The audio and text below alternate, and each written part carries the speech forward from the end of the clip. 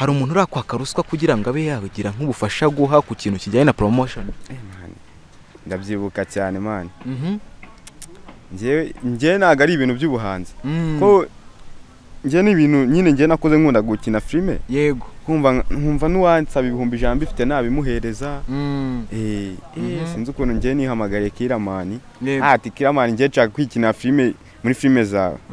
Gufite ibihumbi 300. Hagati nago bino iboro nago nenzi ko bigeza hanga. Hagati mani kanjende ukuntu nifasha. Ibintu by'amafilme naga ari ibyanjye kuko ahantu nageraga hose ibintu by'amafilme byarangoraga cyane. Bagateka nikorera umuziki nyine kuko nabantu bose bansanga mu muziki. Bakambwira ati we nago isura yawe ari gukina filme ni y'umuziki mani ikora umuziki. Yego. Niyo mpamvu nafashe gahunda ko atamo muri iyi minsi ngewe. Hari umunyamakuru ugeze gusaba ikiganiro akakikwima? Umunyamakuru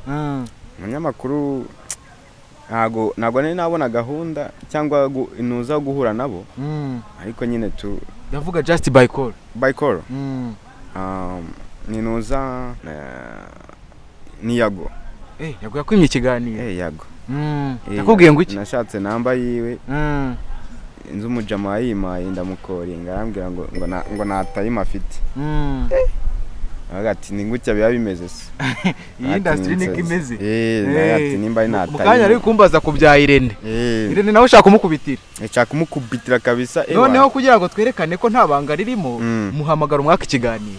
Irene se? Kamuhamagare. Oya muhamagare umwaka ikiganiro twumve b'abanyamakuru bo mu Rwanda ukuntu bigenda. Kabisa. Kamuhamagare umwaka ikiganiro. Biruti nje nitwa gutya ndashaka ikiganiro nkora ibi nibi. Kabisa.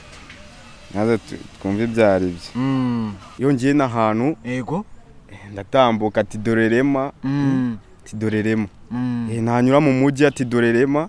Nago bajya bamvugisha n'ikinyarwanda bujya. Oya? English. Urabeshye? Noneho English naga ati ewana. N'abantu bajya gusaba ifoto utirema waduha ifoto.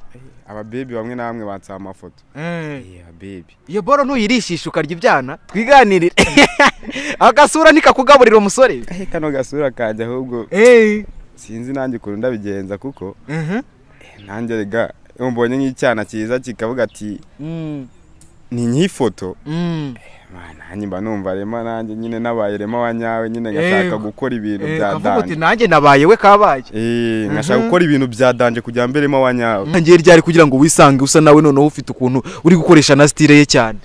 Rema boy ndamukunda cyane ari mu rumodo wanjye.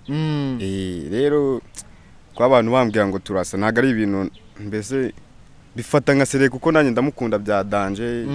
Ndirimbo ze n'ibikorwa bye n'imyambarire ni mu rumodo wanjye ukomeye cyane.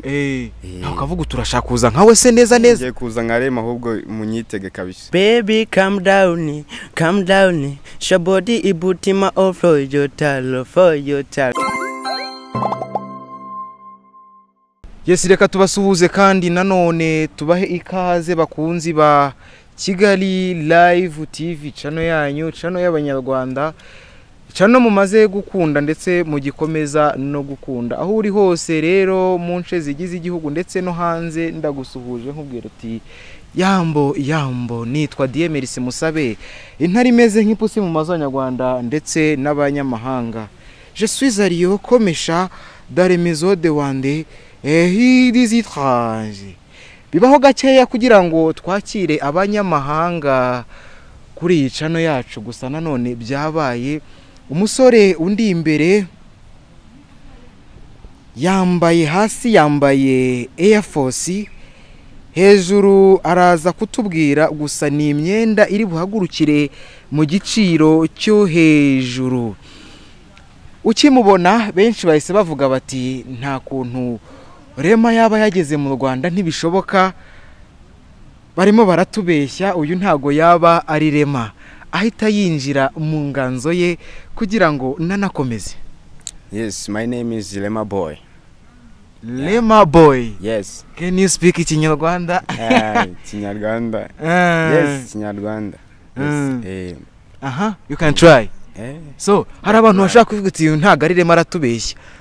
Twagiye akantu kari bemeze tuyo ni Rema. Yes. Go baby calm down, shabody ibutima offload your talo for your talo, you know.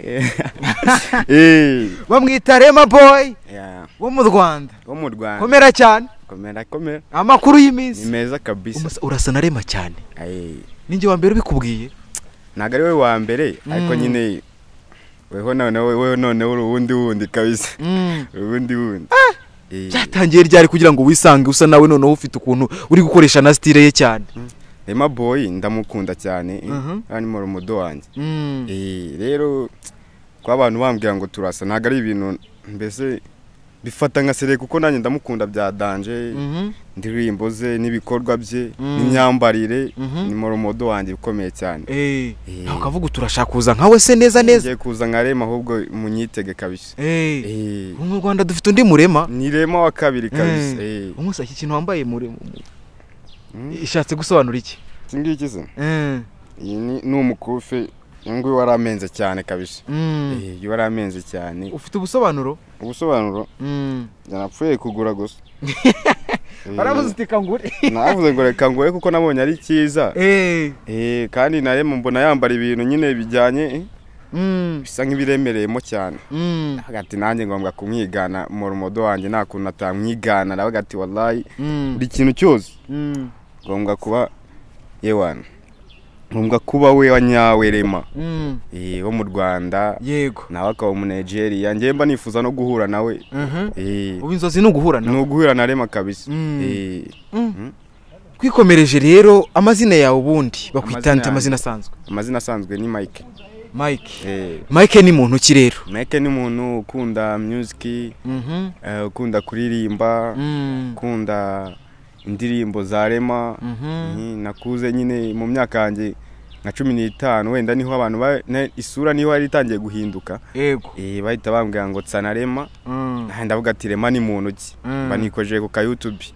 Rema ndasacinga. Sanga Rema Boy ni umuhanzi ukomeye cyane wo muri Nigeria. Yego. Ndavuga uti nanjye akusanga.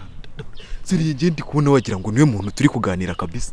Nubundi wallahi sukubeshya abantu benshi kabisa ngewe ndongeye n'ahantu. Sukuvuga ngo wenda nje ndi kuvuga ndi serious. Yongeye n'ahantu. Yego. Ndatambuka ati dore Rema. Dore Rema. Nanyura mu mujyi ati dore Rema. Nago bajya bamvugisha n'ikinyarwanda bujya. Oya? English. Urabeshya? No English naye ati ewana. Nta bantu bajya gusaba ifoto uti Rema waduhaye ifoto. Aba baby bamwe namwe bansaba amafoto. Baby. Iyo boro ntuyirishisha ukarya ibyana twiganirire. Agasura nikakugaburira umusore. Kano gasura kajya ahubwo. Sinzi nanjye ukuntu ndabigenza kuko nanjye rega mbonye nk'icyana cyiza kikavuga ati ni nyifoto. Nanjye mba numva Rema nanjye nyine nabaye Rema wanyawe nyine ngashaka gukora ibintu bya danje. Kavuga uti nanjye nabaye we kabaye. Ngashaka gukora ibintu bya danje kujya mbere Rema wanyawe. Ubusanzwe wakuze wumva uzabiki? Ngewe ubusanzwe numvaga nkunda ibintu byo gukina film. Ahubwo ntago ari abakinnyi ba film. No nahita ku muntu ambwira ati nkunda gukina film akambwira ati yosura ntago ari umuntu wa film. Akareke film muri film yosura ntago yacuruza kabisa. Happy kabisa. None ambwira ati dore isura yawe yego ni ya Rema ni umuziki. Urabizi ko mu Rwanda umuziki na aba Nigeria. Yego. Nigeria ngira ko mabyadani. Rero ngombwa umuziki nawe gatryinga mu Rwanda nyine ukaba Rema wanyawe. Yego. Avuga uti nanjye reka nze mu isura ya Rema ndebe ko zarya. Byadanje. Ariko naje kabisa. Waje nka Rema. Naje nka Rema. Sigize amahirwe guhura nawe. Rema se? Namubwira ko mukunda byadanje. Ko nshaka nyine kwama sinavuga kwa amicyerekezo nyine cyahonje kabisa. Kuko ndamufana kandi n'abantu baramukunda. None nago wakunda umuntu n'abandi badakunda. Nundi uri hasi nyine wendo tari hejuru cyane ukunda umuntu uri hejuru yawe kugira nyine one day cyangwa azakuzamure nyine biraho nyine mwahuye. bivuze ko n'ubundi uretse ko uje usa na Rema bya danje uje kwinjira muri industry ya muzika kabisa banyitega abantu ngiye kubakoma muri iyi minsi witeguye ute ko harimo amashyamba se ubu ngiye nukuvuga ngo nago ndebera ku by'abandi nkora ibyanjye nkora ibyanjye kabisa n'umuntu ugenda ku by'abandi sinzi akabaza bafite wowe kora ibyawe ureke kumva amagambo y'abantu mu kanya hari uguci hati rekera umuziki si ibintu byawe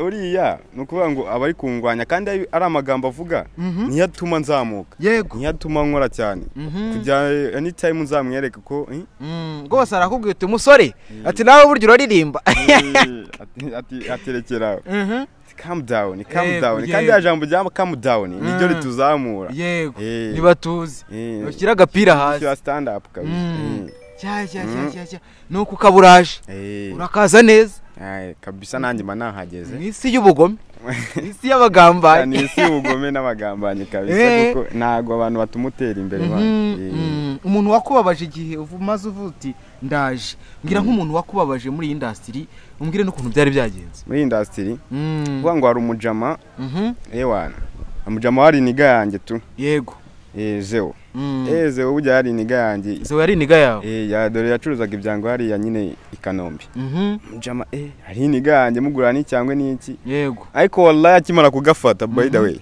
sawa happy wallahi nago namuhamagara afate phone yahise anyeka nyine ko ari hejuru nyine kandi avuga ati nanjye kandi ukuntu nakora ibintu bya danje kugira nanjye nzamuke man hari abantu bakwigisha ikintu nyine tu namwanzi nundi na use nta muntu ukubura icyo akumarira mu buzima n'umwanzi akagira icyo akumarira bujye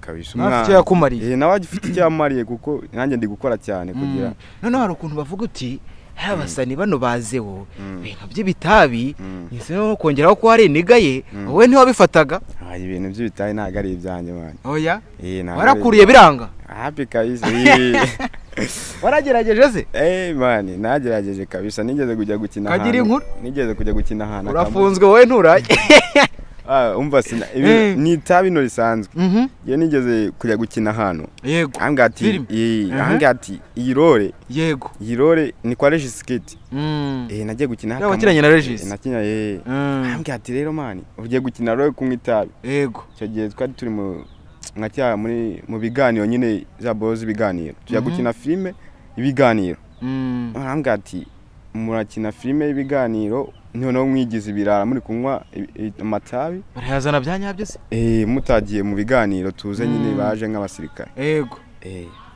mani ariko wallahi nasomyeho narakuru ariko natake mu ndi kumva natameze neza urabeshye kuva icyo gihe nahise mvuga ati birara ntago ari ibyanjye nyine anjye kanikubitira umuziki ibintu by'amafilme ntago ari ibyanjye muri iminsi ngiye kubatamo buriya seze wowe buriya cyane ko unamuziho byinshi yaba bifatahora amakuru make waduhaho ibanga zewe nubwo yari niga yanjye ko nago twaciringaga cyane nyine twahuzaga n'ikintu cyitwa icyango nkavuga ati bro bimeze bitese ni fresh icyangwe n'ingute sakandabura nta ibintu by'itabi nago urikije ko mubona se uriya ukuntu mubona tabi nago yabibura murara ko ni indirimbo aririmba umva ko zirimo n'amatabi oya umva ko zirimo n'amatabi wararirimba kumva itabi urarimba kumva itabi kagira inkuru indirimbo aririmba kabisa umva ko zirimo n'amatabi kuduza Mose nabyaye yari mukozeho iriya yo yari mukozeho nanjye nayibonye ndavuga ati umujama nta mutima nagiye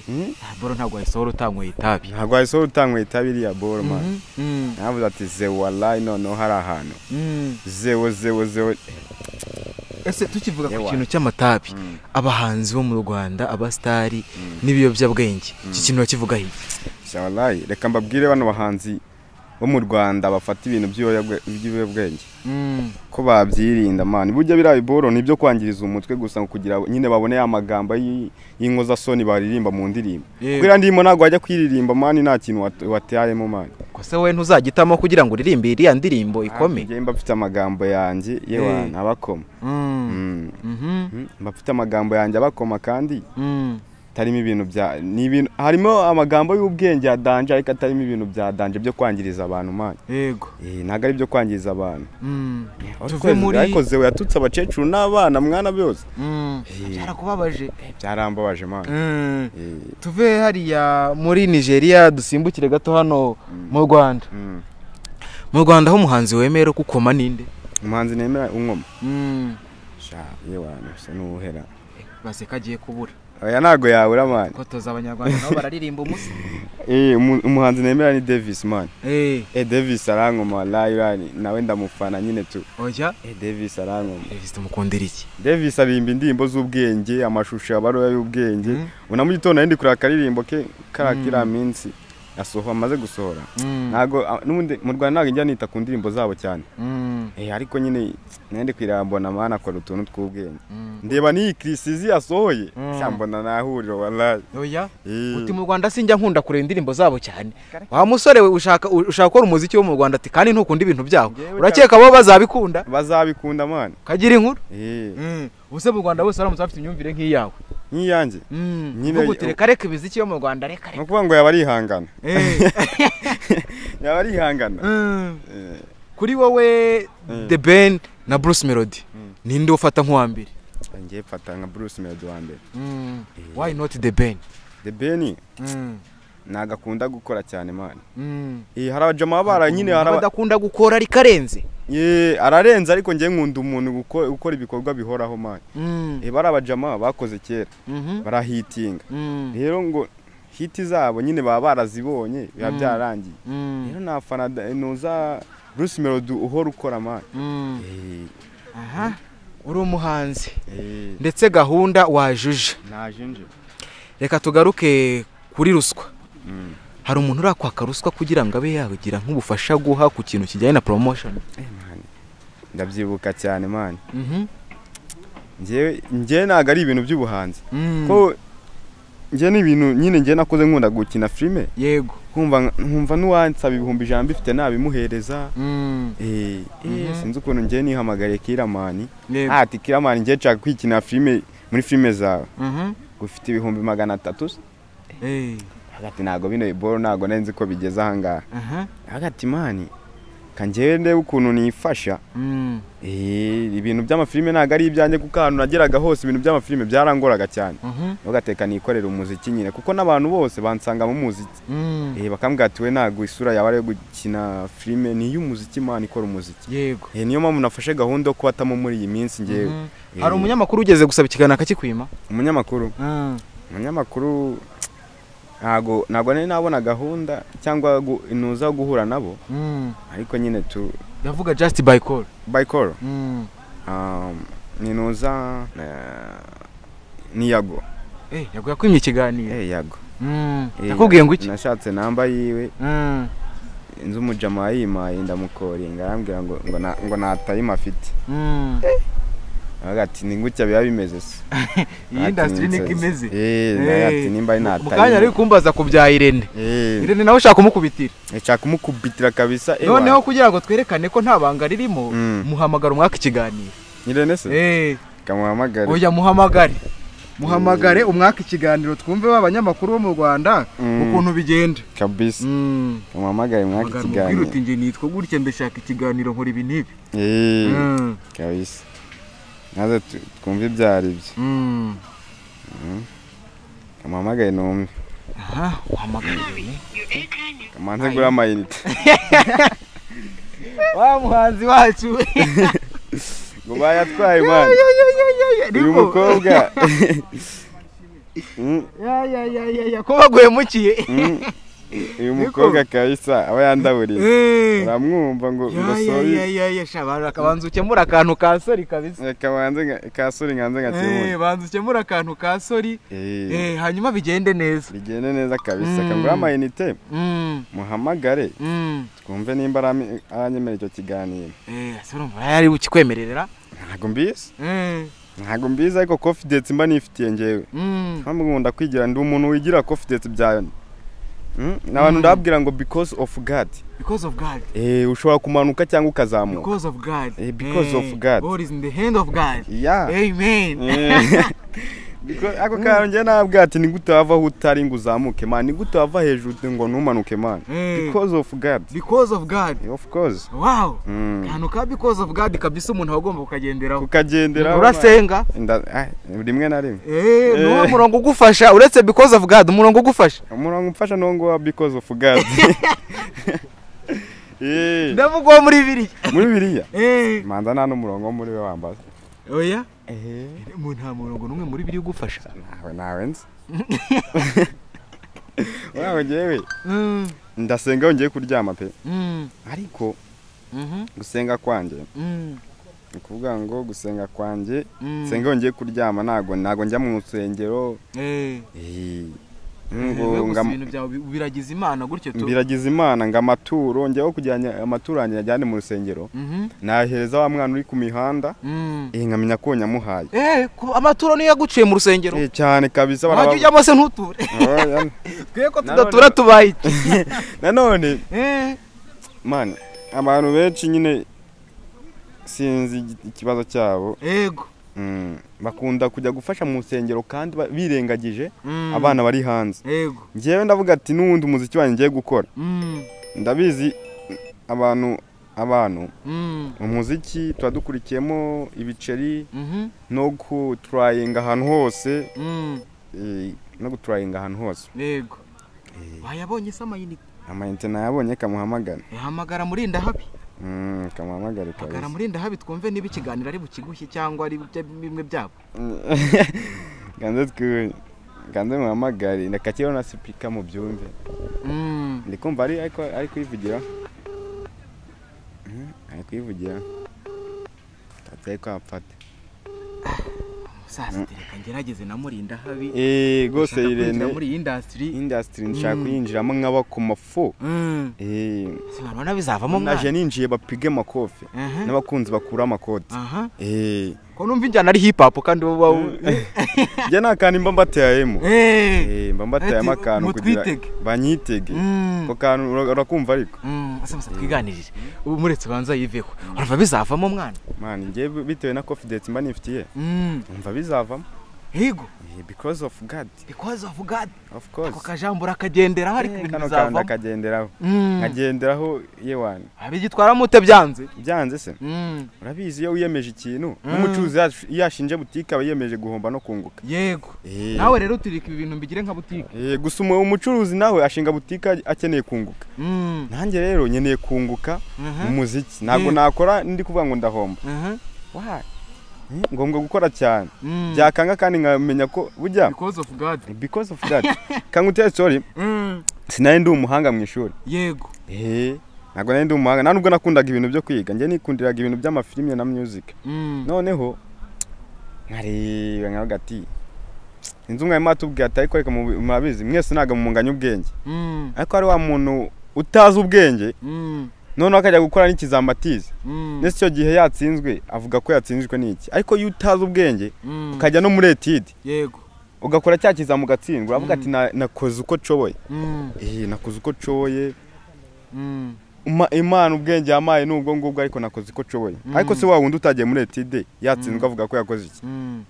Banza kugerageza ukavuga utereka ndebe. Uramanza ukagerageza ukagateka turebe. Ubusanzwe rero ukuri kiretse ibintu by'umuziki. Ubusanzwe ngewe ndi supervisor ahantu nyine mu kanuza tu. Na ahantu nyine mba yaga supervisor aho ngaho ara supervising abakozi. Abakozi. Ufite amafaranga umusa. Nta amafaranga mani nta amafaranga ba. Nabiceri nabyo. Nuko umusoro ati nanjye ndaje akantu ko gusa narema reka kanze nk'abakomeje. Akangaka ngiye kubakoma byanyabyo mani. Ko ngiye yo nambutse abantu bagatambwa ati mani. Hadukubita ingoma zawe se. Hagati yewe ndaje nzibahe muri iyi minsi kabisa. Noneho hano ahita ati man wese umuhanzi bitare muramuzi. Jewe umuntu agatukana atamuzi. Za Gisenyi na Hey. Ntara Kigali yabigize nk'umugati wo muri Kigali kunyitaremo. Uti nanjye kubikoresha kabisa. Ibintu byo gukoresha amasura yanyu rero ngo nuko musa nk'abahanzi mushaka kutubeshya beshya. Hari nakandi gasore nabonye kabikoresheje kuri Bravani. kari agasohoye kari kabikoreshe kuri Brovani nabonye katwainze bya danje hazana isura kagenda akavugutisha reka nishyireho igisuko nk'ike nambara marinette nkayenze mbabeshye ko dusa namubonye nagiye kuri TikTok ndamubona man wakuntu ya musore ari kubostinga ari kugenda kabisa yatwainze u Rwanda rwose rwamumenye no hanze y'igihugu baraje bamumenye n'ubundi kuko gusa Hasana Bravani nanjye yawe ntigiye kugukizara cyangwa byari kurya uri muri Nigeria mu Rwanda n'ubundi Rema ntago ari umuntu bafata wadanje kuri bo ubu ntibyari kugukiza iyo ujya muri Nigeria ra muri Nigeria se muri Nigeria no kuvuga ngo one day n'ubundi nzajyayo because of God kanura ako kantu gashobora kuzagukenesha wa mugabo ukanga gukora ngo because of God burya you man uri gukora ibintu wizeye n'Imana man nyine turavuga ati ntago uri wenyine ntago uri wenyine aho kugira wizere umuntu kujyajya muri kumwe wakizera Imana utanabona nyine wenda ukavuga utajya ugera mu rusengero mwana ngewe se urusengero guys ni inzu z'abantu bubatse n'amaboko yabo man urusengero rwa nyago harya ngo ni mwijuru yagize ngo ni ku mutima ni mwijuru no ku mutima nari mbicurikiranyije nari mbicurikiranyije Imana urayizera ariko nta makuru menshi bifite ibintu by'Imana mba afite amakuru yayo gusa nzi ko ari Imana ikomeye ese ku cyumweru mu cyimbo cyo gusenga aho ujya he ngewe se mba nibereye no mu kazi n'ubundi oya mba nibereye mu kazi kabisa no ku cyumweru urakora ndakora ngewe ibintu byawe ukabishyira mu maboko y'Uwiteka utajya no gutanga icya 10 wapi mani icya 10 nyiha wenda si ukwiyemera cyangwa kuvuga ngo nukuvuga ngo umuntu n'undi nagukora ikintu ngo birate ko wagikoze ariko hari aho biba ngombwa kubivuga tu ngewe kujyanye kuyatura mu rusengero nayahereza bari abana baba bari imihanda man hari wafashije se iyo mfite ikintu ndabahereza tugahura nkabahereza tu mu yanjye make mfite nkoresha ibishoboka byose mfite ikintu nkabahereza nabo umutima mwiza nyamara abanza ariko nta kintu ufite banza ariko nta kintu mfite bamugana kuko iyo nyigira se ko bizahinduka ni ka gatima ko kuvuga uti yewe kuko nanjye bimeze nabi reka njye mfasha abo bimeze kimwe ariko niwigira hejuru bishobora guhinduka nyamara oya ntago byahinduka bana ubu wizeye ko uzagakomezanya nzagakomezanya aka kantu gatima keza uzagakomezanya nzagakomezanya nabizi industry zakubabaza industry njiyemo nta mikino industry man iyo nta mikino n'urupfu babyita n'urupfu twabyita nk'urupfu industry sugiye kwigeranya n'urupfu kandi reka nkubwire man nta muntu muri industry nta muntu wifuza ko ndi yatera imbere man barakurwanya kandi barabakurwanya nibo batuma utera imbere si ibyo bintu bimenye ute ko uri kwinjira oya ngewe nukuvuga ngo amashosho media nyine ndakurikirana ureba no matiku nkareba amatiku aho gatanga nibo batuma umuntu akora man hari n'amagambo avuga ku muntu kugira yamamare yego ugasanga agatipe nabonye muri iyi minsi akamwita umutipe cyangwa umujyana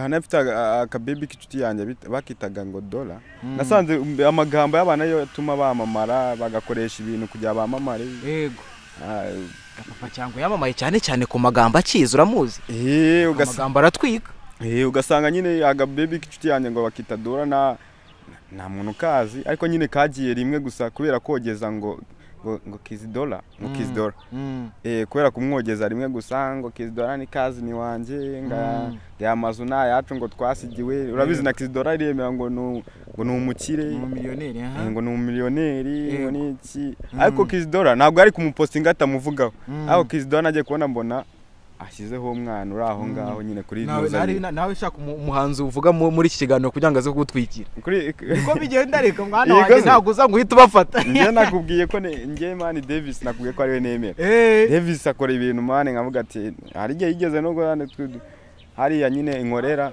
amubwira ko mwemera bya danje two face turi kumwe n'aka video kandi ndakekana kari muri phone iri mu rugo. Yego. Uraza uti rwose Davis ndagufana. Davis ndamufana man.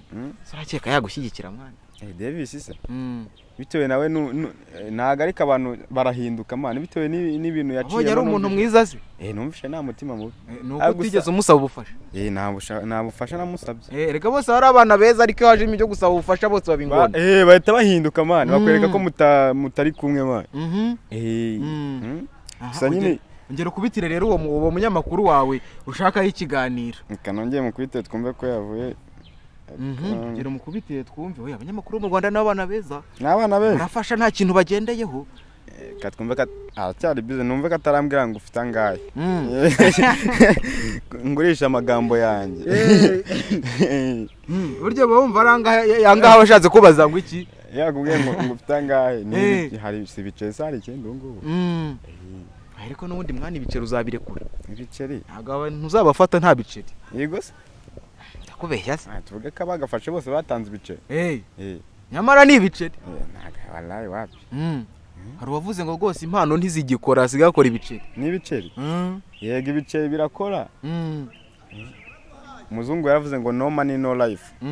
Nta mafaranga nta buzima. None wowe ariko nanone nase udafite amafaranga umukene nabayeho. Abayeho n'abari akabayeho nawe kabayeho. Kumva ko nyine idafite amafaranga ntago ufite byose ari kubaho. Sasa tugaruke ku rugendo rwawe rwo kuvuga ngo utangiye umuziki. Indirimbo ya mbere uzahiturekurira ryari? Nukuvuga ngo indirimbo ya mbere cyakuyekura muri uko kwezi kwa 12. Irahari se? Irahari ndi kwitegura. Kuyandika kabisa. Yanyibatemo imeze fresh. Umva ari nk'uwo producer ukomeye wifuza ko yakora indirimbo. Mu Rwanda numva ari element wankorera music yanjye tu. Kumva azayikora. Kumva ni bya bindi ngomereza. Element twigeze no gucataho. Nkumvisha nuza yanyamuga ati ngiye mfite imana yo kuririmba n'iki byose. Ahambwa ati se ufite ibiceri. Cyagiye n'ijana hari nagiraga ndagasa. Arambwa ati shaza n'ibiceri. Birangira nyine kubera ibiceri bibaye ibiceri. Nangira nkwamye da. Niyo nkubwanga ibintu byo nk'ibiceri. Byose bisaba ibiceri mwana. Ibiceri ahari wallahi. Watomo aga freestyle ku ndirimbo yawe? Aga freestyle. Ku ndirimbo yanjye se. Yego. Ngewe yo uri guhisha uri kuvuga uti batagira gutya bakayitwara. Oya. Ikamba kubite naga hip hop kagenda kamfasha muri iyi minsi. Kamanze nk'abatema ga hip hop kamfasha muri iyi minsi kabisa. Yo wa muhungu wanyu Mike Sani Lema boy. I'm from Rwanda man. Ngo naje ninjiye mupige makofe n'abakunzi mukura amakote mufashe tubyinise beat izo dri zifite speed mukure mu nzira tu beat dushaka gusunda dukanyibira beat ngabafana bambereye ubuzima nanjye mbabera umuti waga happy abarapa nakunze bandi mu malaso kandi bizame biva mu malaso uranda njye utazimaniga ndagusaturura sabana n'abamasima izi dri zisaba mu mutwe wamwumvise ndaje mbatemo Lema boy man. Drisa mu mutwe man nabyo kuzana. Sa mu mutwe. Ni mu mutwe man. Kuzana twiri kandi Lema atarizakoresha. Ukuvuga ngo style ye ntizakugorara. Style ya Lema izangora. Ariko kuko wikundira drill. Nikunda drill. Ariko baravuga ngo hari kandi kantu simvuze ngo abantu benshi bagakoreshe. Ngibicuti n'umuntu ariko nubicuti nibyo akora. Akantu akumva. Ibucuti n'umuntu ariko nubicuti nibyo akora. Ubicuti n'umuntu ariko nubicuti nibyo akora. Nukuvuga ngo nimba rero ukundanye wewe uri icuti y'umuntu nk'ibitabi ntago bivuga ngo nawe nk'ibitabi. Yego. Ibicuti ye ariko nubicuti nibyo akora. Yes, rero nukuvuga ngo shora kujya mvangamo nagakubitamo n'izanjye. Bidateye ngo nuko ngo Lema ngo dusa. Singo se ngo ngombwa kuririmba ibyi. Yego. Ubu uririmba ibyawe ariko ntari murasa ariko ntari bi uririmba ibyawe. Uririmba ibye tu ndirimba ibyanjye giti cyane. Ntamukunda apfana n'ibye ariko nanjye ngaririmba ibyanjye. Yego. Zaguhire kabisa. Because of God. Because of God. Uzaririmba drill utangwa ibiyobyabwenge bikunde. Drill se? Barabajama si. Barajama bo babitayemo na kuntu batitamo kabisa. Ariko mani use kano kantu ngutayemo haraka nta kintu nafashe nubundi nzabikomeza nk'uko nguko umeze yego yes ibiyobyabwenge mani zirinde ibiyobyabwenge wapi kabisa ntabwo biriya bintu njya ndebaho mani nyamara mwese no kumutangira bikarangira n'undi murebye yego se abo babonye amafaranga gatangira kubongoza kumva nyine ko ari abantu ba mbere batwika mani yego kandi uko wazamutse ni kumanuka mani ni kumanuka uwagukunze yanakwanga mani urabeshya ndikubeshye uko yagukunze niko yanakwanga afite imihari imihari niko ari kubura kabisa nuko ngo ayo magambo yewe nyatekereje mani atuma nikorera ibintu byanjye ku giti cyanjye nawe ngendeyeho kuko umuntu wagukunze niko yanakwanga uko yagukunze niko yakwanga kandi umuntu wakwanze ashobora no kugukunda yego ni ijambo ry'umunsi so Rema yes nicyo wasaba umuntu wari udukurikiye muri aka kanya nasaba umuntu wari udukurikiye ni ukujya kuri iyi channel agakora subscribe yego agasharinga comment like kugira ikiganiro cyanjye kigere no ku bandi bose yego kuko ndaje mbatemo bose bambone ko ndaje mbatemo muri iyi minsi mani abantu babiri ushimira ndi munsoza abantu babiri nshimira ndashimira ujyana Regiskit yaramfashije atuma menyana n'abantu batandukanye yego ndashimira nawe wamaye kino kiganiro yego yewana ndakeka ari ibyo ngibyo yabibaye kabisa. Uyu yari Rema boy from Rwanda. My name is Diemerisi Musabe, intare imeze nk'ipusi mu bazanyarwanda ndetse n'abanyamahanga. Je suis Ario komesha dans les maisons de Wande. Here is it Kigali Live TV duhuza ubutaha.